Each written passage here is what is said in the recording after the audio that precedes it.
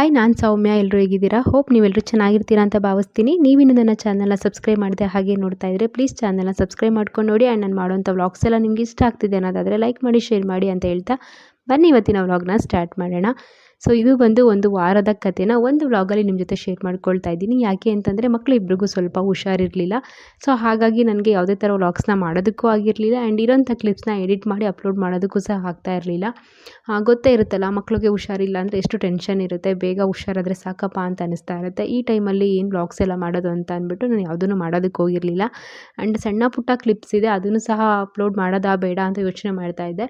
ಇರಲಿ, ಒಂದು life update ಥರ ಇರುತ್ತೆ ಅಂತ ಹೇಳ್ಬಿಟ್ಟು ಈಗ ಅದನ್ನೆಲ್ಲ ಕೊಲಾಜ್ ಮಾಡಿ ನಿಮ್ಮ ಜೊತೆ ಶೇರ್ ಮಾಡ್ಕೊಳ್ತಾ ಇದ್ದೀನಿ. ಸೊ ಇಲ್ಲಿ ಬಂದು ಬೆಳಿಗ್ಗೆ ಬ್ರೇಕ್ಫಾಸ್ಟ್ಗೆ ಅಂತೇಳಿ ಉಪ್ಪಿಟ್ಟನ್ನ ರೆಡಿ ಮಾಡ್ತಾ ಇದ್ದೆ. ಇದು ಯಾವತ್ತಿನ ದಿನದ್ದು ಅನ್ನೋದು ಸಹ ನನಗೆ ಮರ್ತೋಗಿದೆ, ಯಾಕಂದರೆ ಅಷ್ಟು ಹಳೆ ವಿಡಿಯೋ ಇದು. ಅವತ್ತಿನ ದಿನ ಸ್ಕೂಲ್ ಇರಲಿಲ್ಲ, ಸ್ಟಡಿ ಹಾಲಿಡೇ ಏನೋ ಇತ್ತು. ಸೊ ಹಾಗಾಗಿ ಎದ್ದಿದ್ದೆ ಲೇಟಾಗಿತ್ತು. ಬೇಗ ಆಗೋಂಥ ತಿಂಡಿನ ಮಾಡೋಣ ಅಂತ ಹೇಳ್ಕೊಂಡು ಉಪ್ಪಿಟ್ಟನ್ನ ಮಾಡ್ತಾಯಿದ್ದೆ. ಉಪ್ಪಿಟ್ಟು ಬೇಗ ಆಗುತ್ತೆ ಅನ್ನೋದಕ್ಕಿಂತ ಲಂಚ್ ಬಾಕ್ಸ್ಗೆಲ್ಲ ಮಾಡೋದಕ್ಕಾಗಲ್ವಲ್ಲ, ಅಟ್ಲೀಸ್ಟ್ ಮನೇಲಿರಬೇಕಾದ್ರೂ ತಿನ್ನೋಣ ಅಂತ ಹೇಳ್ಬಿಟ್ಟು ಮಾಡ್ತಾಯಿದ್ದೆ. ಬಿಸಿ ಇದ್ದರೆ ತಿನ್ನೋದಕ್ಕೆ ಚೆನ್ನಾಗಿರುತ್ತೆ ಅಂದ್ಬಿಟ್ಟು.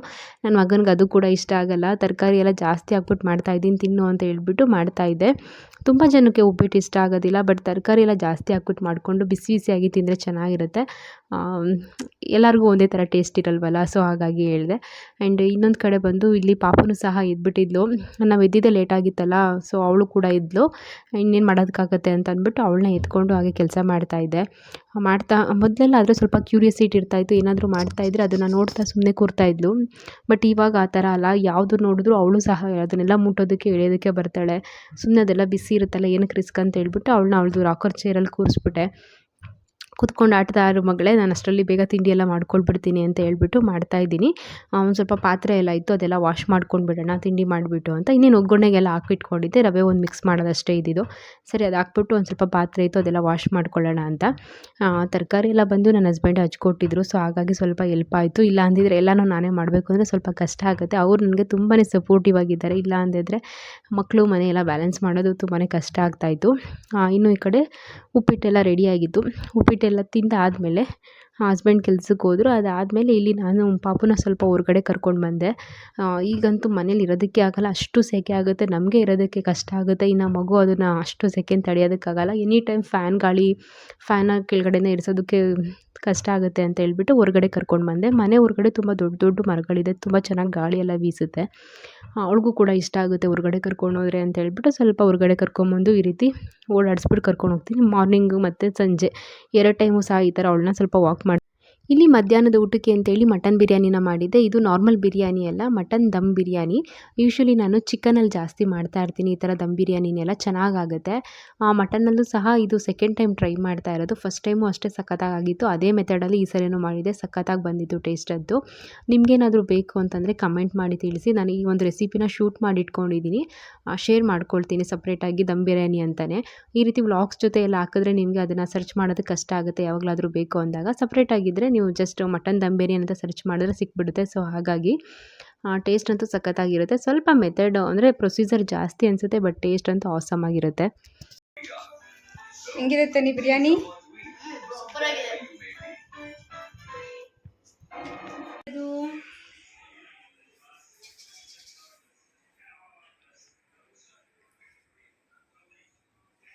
ಇಲ್ಲಿ ತಲೆ ಎತ್ತಿ ಅಮ್ಮ. ಫ್ಯಾನ್ ಇಲ್ಲಿ, ಫ್ಯಾನ್ ಇಲ್ಲಿ, fan. Where is fan? Where is a fan? ಇಲ್ಲಿ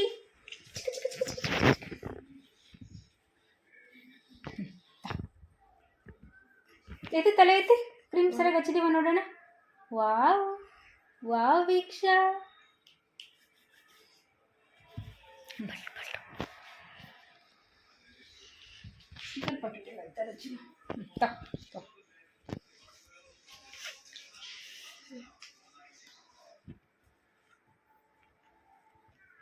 ಕ್ಯೂಟಿ ಪೈ ಇಸ್ ರೆಡಿ. ಅಮ್ಮ ಇಲ್ಲಿ ಅದು ಕೊಡ್ತೀನಿ, ನಾನು ಕೊಡ್ತೀನಿ. ಇದು ಇಲ್ಲಿ ಮೇಲೆ ನೋಡು, ಇಲ್ಲಿ ಮೇಲೆ ಫ್ಯಾನ್ ನೋಡು. Fan fan fan fan fan. ಅಮ್ಮ ಕಂದಮ್ಮ, ಫ್ಯಾನ್ ಇಲ್ಲಪ್ಪ, ಫ್ಯಾನ್ ಇಲ್ಲಿ, ಫ್ಯಾನು. ಒಂದೇ ಒಂದು ಬಟ್ಟೆ ಇಟ್ಬಿಡೋಣ. ಏ ಡನ್. ಅಲ್ಲಿ ನೋಡೋದು ಈಗ ಅಣ್ಣ ಕಡೆ. ಹಾಯ್ ನೋಡಪ್ಪ, ಹಾಯ್. ಸಾಕ್ಬಿಡಮ್ಮ.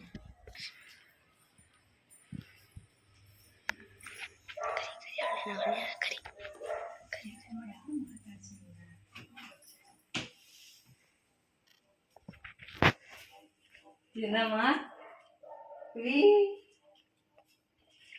ವೀಕ್ಷಾ ಯಾರ ಬಂಗಾರು ಯಾರು ಬಂದಿರೋದು ಅಜ್ಜಿ? ಯಾರ ಕೇಳೋರಿ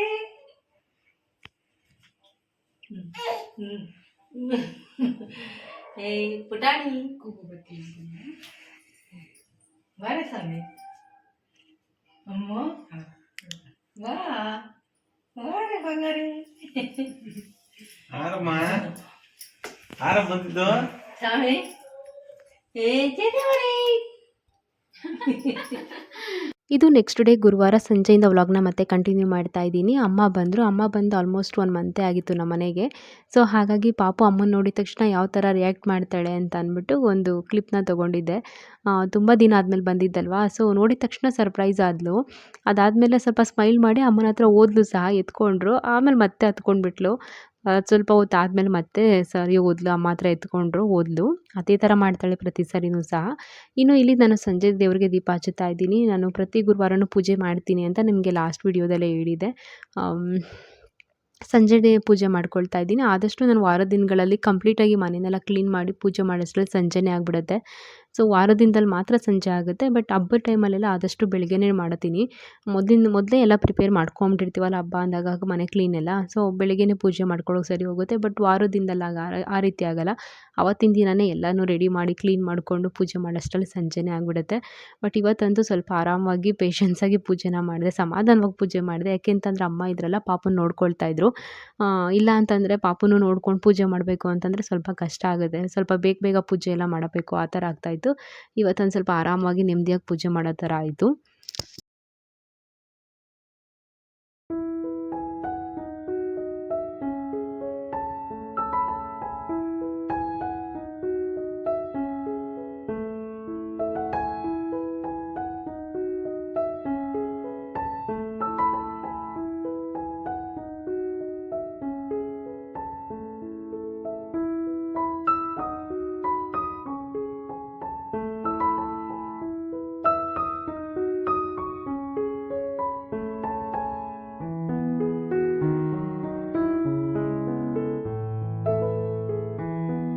ಪೂಜೆ ಎಲ್ಲ ಆಯಿತು. ಅಮ್ಮ ಹಾಗೆ ಊರಿಂದ ಬರಬೇಕಾದ್ರೆ ಸ್ವಲ್ಪ ಹಣ್ಣು ಮತ್ತು ಹೂವು ಎಲ್ಲ ತೊಗೊಂಡು ಬಂದಿದ್ದರು.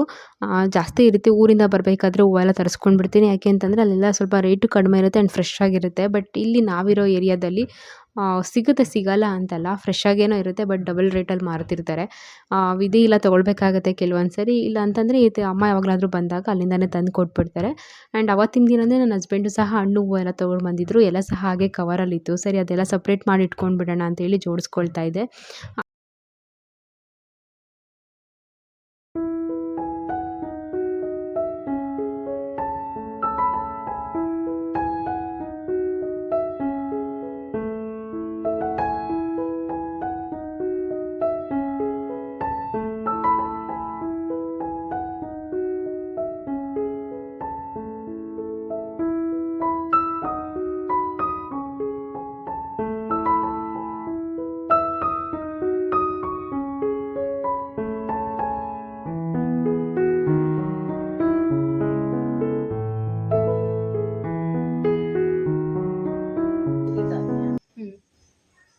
ಜೋಳ, ಅಕ್ಕಿ, ಗೋಧಿ, ಮೆಂತ್ಯ, ಜೀರಿಗೆ ಅಷ್ಟಾ? ನಿನ್ನ ಫೇವ್ರೇಟ್ ಅಲ್ಲ ತನ್ನಿ ರೊಟ್ಟಿ? ಹಾಗಲಕಾಯಿ ಗೊಜ್ಜು ರೊಟ್ಟಿ ಫೇವ್ರೇಟ್ ತನ್ನಿಗೆ. ಊರಿಂದ ಅಮ್ಮ ರೊಟ್ಟಿ ಮಾಡೋದಕ್ಕೆ ಅಂತೇಳಿ ಎಲ್ಲ ಥರದ್ದು ಮಿಕ್ಸ್ ಮಾಡಿಬಿಟ್ಟು ಒಂದು ರೊಟ್ಟಿ ಹಿಟ್ಟನ್ನು ರೆಡಿ ಮಾಡ್ಕೊಂಡು ತೊಗೊಂಡು ಬಂದಿದ್ದರು. ಅದರಲ್ಲೇ ರೊಟ್ಟಿ ಮಾಡಿದರು. ಅದ್ರ ಜೊತೆ ಹಾಗಲಕಾಯಿ ಗೊಜ್ಜನ್ನ ಕಾಂಬಿನೇಷನಾಗಿ ಮಾಡಿ ಅದು ಚೆನ್ನಾಗಾಗಿತ್ತು ಟೇಸ್ಟು. ಬಟ್ ನಂಗೆ ಆ ರೆಸಿಪಿನೆಲ್ಲ ನಿಮ್ಮ ಜೊತೆ ಶೇರ್ ಮಾಡ್ಕೊಳ್ಳೋದಕ್ಕಾಗಲಿಲ್ಲ. ಅದೇ ಟೈಮಲ್ಲೇ ನನ್ನ ಮಗನಿಗೆ ಸ್ವಲ್ಪ ಹೊಟ್ಟೆ ನೋವೆಲ್ಲ ಬಂದುಬಿಟ್ಟು ಮಲಗಿಬಿಟ್ಟಿದ್ದ. ಸರಿ ಅಂತ ಹೇಳ್ಬಿಟ್ಟು ಸುಮ್ಮನೆ ಆದೆ. ನೆಕ್ಸ್ಟ್ ಡೇ ಇಲ್ಲಿ ನಾವು ಡಾಕ್ಟರ್ನ ಕನ್ಸಲ್ಟ್ ಮಾಡೋದಕ್ಕೆ ಅಂತೇಳಿ ಹೋಗೋದಕ್ಕೆ ಅಂತೇಳಿ ರೆಡಿ ಆಗ್ತಾಯಿದ್ದೆ. ಆ್ಯಂಡ್ ಪಾಪುದು ವ್ಯಾಕ್ಸಿನೇಷನ್ ಸಹ ಇತ್ತು ಅವತ್ತಿನ ದಿನ. ಸೊ ಇಬ್ಬರಿಗೂ ಸಹ ಹಾಗೆ ಡಾಕ್ಟರ್ ಹತ್ರ ಕನ್ಸಲ್ಟ್ ಮಾಡಿಕೊಂಡು ತೋರಿಸ್ಕೊಂಡು ಬಂದುಬಿಡೋಣ ಅಂತ ಹೇಳ್ಬಿಟ್ಟು ಹೊರಟಿದ್ವಿ. ಕೊಟ್ಟಿದ್ವಿ. ವ್ಯಾಕ್ಸಿನೇಷನ್ ಬಂದು ಪಾಪುದು ಇದು 7.5 ಮಂತಲ್ಲಿ ನಾವು ಮಾಡಿಸ್ತಾ ಇರೋದು. 7th ಮಂತಲ್ಲೇ ಮಾಡಿಸ್ಬೇಕಾಗಿತ್ತು, ಸ್ವಲ್ಪ ಡಿಲೇ ಆಯಿತು. 7.5 ಮಂತ್ಗೆ ಕರ್ಕೊಂಡು ಹೋಗ್ತಾ ಇದ್ದೀವಿ. ಆ್ಯಕ್ಚುಲಿ ಅಮ್ಮ ಬರೋದನ್ನೇ ವೆಯ್ಟ್ ಮಾಡ್ತಾ ಇದ್ದೆ, ಯಾಕೆಂತಂದರೆ ವ್ಯಾಕ್ಸಿನೇಷನ್ ಎಲ್ಲ ಮಾಡಿಸಿದಾಗ ಜ್ವರ ಬರುತ್ತೆ, ಪೇಯ್ನ್ ಎಲ್ಲ ಇರುತ್ತಲ್ಲ, ಸ್ವಲ್ಪ ಪಾಪುನು ಗಲಾಟೆ ಮಾಡ್ತಾಳೆ ಅಂತ ಹೇಳ್ಬಿಟ್ಟು ಅಮ್ಮ ಬರಲಿ ಅಂತಲೇ ವೆಯ್ಟ್ ಮಾಡಿ ಸ್ವಲ್ಪ ಲೇಟ್ ಆಯಿತು ಹಾಕ್ಸೋದಕ್ಕೆ. ಇನ್ನು ಇಲ್ಲಿ ನಾನು ರೆಡಿ ಆಗ್ತಾಯಿದ್ದೆ. ಸೊ ಹಾಗೆ ಅದನ್ನು ಕ್ವಿಕ್ಕಾಗಿ ನಿಮ್ಮ ಜೊತೆ ಶೇರ್ ಮಾಡಿಕೊಂಡೆ ನಾನು ಯಾವ ರೀತಿಯಾಗಿ ರೆಡಿ ಆಗ್ತೀನಿ ಅಂತ. ಸಿಂಪಲ್ಲಾಗಿ ರೆಡಿ ಆಗೋಂಥದ್ದು ಏನಿಲ್ಲ, ತೋರಿಸೋದಲ್ಲ ಅಷ್ಟೇ ಪ್ರಾಡಕ್ಟ್ಸ್ನ ಯೂಸ್ ಮಾಡಿಕೊಂಡು ರೆಡಿ ಆಗ್ತೀನಿ ಅಷ್ಟೇ. ಇಲ್ಲಿ ನೋಡು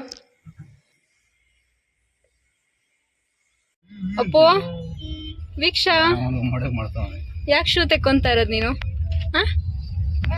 ಯಾಕೆ ತೆಗಿತಾ ಇರೋದು? ಬೇಡವಾ ಶೂ ನಿನ್ಗೆ?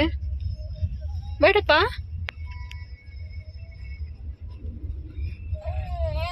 ಏನದು? ಎಲ್ಲಿ ಹೋಗ್ತಾ ಇರೋದು?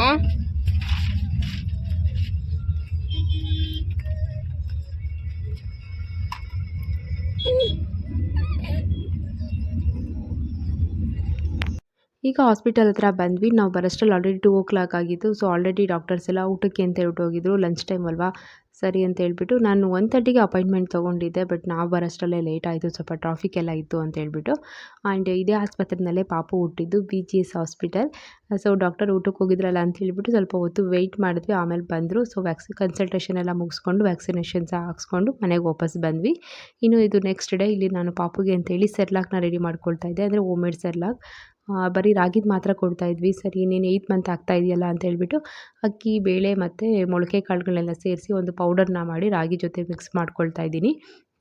ಇನ್ನು ಅಮ್ಮ ಇದರೆಲ್ಲ ಸ್ವಲ್ಪ ಹೆಲ್ಪ್ ಆಗುತ್ತೆ, ಅಮ್ಮ ಪಾಪು ನೋಡ್ಕೊಳ್ತಾ ಇದ್ರು, ಅದನ್ನೆಲ್ಲ ನಾನು ಮಾಡ್ಕೊಳ್ತಾ ಇದ್ದೆ. ಇನ್ನು ಒಂದು ಕಡೆ ಬಂದು ಅಮ್ಮ ಡ್ರೈ ಫ್ರೂಟ್ಸ್ ಲಡ್ಡು ಎಲ್ಲ ಮಾಡ್ತೀನಿ ಅಂತ ಹೇಳ್ಬಿಟ್ಟು ಸ್ವಲ್ಪ ಜಾಸ್ತಿ ಒಣಕೊಬ್ಬರಿ ಎಲ್ಲ ಇತ್ತು, ಅದೆಲ್ಲ ತುರಿದಿಟ್ಕೊಂಡಿದ್ದಾರೆ. ಖರ್ಜೂರ, ದ್ರಾಕ್ಷಿ ಅದೆಲ್ಲ ಎತ್ತಿಟ್ಕೊಂಡಿದ್ರು. ಇನ್ನೊಂದಷ್ಟು ಡ್ರೈ ಫ್ರೂಟ್ಸ್ ಎಲ್ಲ ತರೋದಿತ್ತು, ಅದೆಲ್ಲ ತಂದಮೇಲೆ ಮಾಡ್ಕೊಳ್ಳೋಣ ಅಂತ ಅಂದ್ಕೊಂಡ್ವಿ. ಅದೆಲ್ಲ ತಂದು ನೆಕ್ಸ್ಟ್ ಡೇಗೆ ರೆಡಿ ಮಾಡ್ಕೊಂಡ್ವಿ. ತುಂಬ ಡ್ರೈ ಫ್ರೂಟ್ಸು ಮತ್ತು ಸೀಡ್ಸು, ನಟ್ಸ್ ಎಲ್ಲ ಹಾಕ್ಬಿಟ್ಟು ಮಾಡಿರೋಂಥ ಲಡ್ಡು. ನನಗೆ ಅದನ್ನೆಲ್ಲ ಕಂಪ್ಲೀಟಾಗಿ ಕ್ಯಾಪ್ಚರ್ ಮಾಡೋದಕ್ಕಾಗಲಿಲ್ಲ. ಅದು ಮಾಡಬೇಕಾದ್ರೆ ಫೋನ್ ಸ್ವಿಚ್ ಆಫ್ ಆಗಿತ್ತು, ಸರಿ ನಾನು ನೋಡ್ಕೊಳ್ಳೇ ಇಲ್ಲ. ಲಡ್ಡು ಎಲ್ಲ ಆದಮೇಲೆ ನಿಮ್ಮ ಜೊತೆ ನಾನು ಶೇರ್ ಮಾಡ್ಕೊಳ್ತಾ ಇದ್ದೀನಿ. ನೆಕ್ಸ್ಟ್ ಟೈಮ್ ಮಾಡಿದಾಗ ಕಂಪ್ಲೀಟಾಗಿ ರೆಸಿಪಿನೇ ಶೇರ್ ಮಾಡ್ತೀನಿ. ನಾನು ಬಂದು ಫಸ್ಟ್ ರಾಗಿ ಲಡ್ಡುನು ಮಾಡ್ಕೊಂಡಿದ್ದೆ, ಸ್ವಲ್ಪ ಬೆಲ್ಲದ ಪಾಕ ಇತ್ತು ಅಂತ ಹೇಳ್ಬಿಟ್ಟು. ಆ್ಯಂಡ್ ಇನ್ನೊಂದು ಬಂದು ಈ ಕಡೆ ಡ್ರೈ ಫ್ರೂಟ್ಸ್ ಲಡ್ಡು, ಇದು ಸ್ವೀಟ್ ಮಖಾನ ಇತ್ತು. ಸರಿ ಅದನ್ನು ಹಾಗೆ ತಿನ್ನೋದಕ್ಕೆ ಇಷ್ಟ ಆಗೋಲ್ಲ ಅಂತ ಹೇಳ್ಬಿಟ್ಟು ಸ್ವಲ್ಪ ಬೆಲ್ಲದ ಪಾಕದಲ್ಲಿ ಮಖಾನನ ಮಿಕ್ಸ್ ಮಾಡಿಬಿಟ್ಟು ಅದಕ್ಕೊಂದು ಸ್ವಲ್ಪ ಬಿಳಿ ಎಳ್ಳನ್ನು ಹಾಕ್ಕೊಂಡಿರೋವಂಥದ್ದು. ಸೊ ಇದಾಗಿತ್ತು ನಮ್ಮ ಒಂದು ವಾರದ ಕತೆ. ಹೋಪ್ ನಿಮ್ಗೆಲ್ರಿಗೂ ಇಷ್ಟ ಆಗಿರುತ್ತೆ ಅಂತ ಅಂದ್ಕೊಳ್ತೀನಿ. ಓಕೆ, ಟೇಕ್ ಕೇರ್, ಬಾಯ್ ಬಾಯ್.